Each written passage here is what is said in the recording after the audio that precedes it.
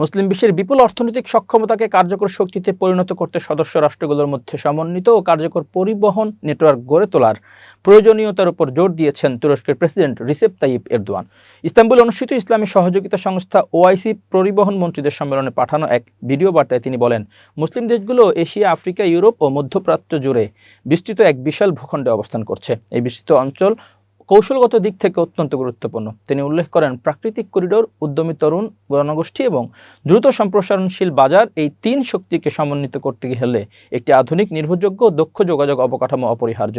সুসংহত পরিবহন ব্যবস্থাই পারে এসব সম্ভাবনাকে বাস্তব উন্নয়নে রূপ দিতে। তুর্কি প্রেসিডেন্ট বলেন, মহাসড়ক, রেলপথ, সমুদ্রবন্দর ও বিমানবন্দরসমূহের পারস্পরিক সংযোগ জোরদার করা গেলে তা শুধু বাণিজ্য সম্প্রসারণেই সহায়ক হবে না, বরং সদস্য দেশগুলোর মধ্যে সামাজিক ও সাংস্কৃতিক যোগাযোগও বৃদ্ধি পাবে। নিজ দেশের অগ্রগতির উদাহরণ তুলে ধরে তিনি মারে রেল টানেল, ইউরেশিয়ান টানেল এবং বৃহৎ সেতু নির্মাণের কথা উল্লেখ করেন। তার ভাষায়, এসব প্রকল্পের মাধ্যমে তুরস্ক আন্তর্জাতিক বাণিজ্য পথে নিজেদের অবস্থান আরও সুদৃঢ় করেছে।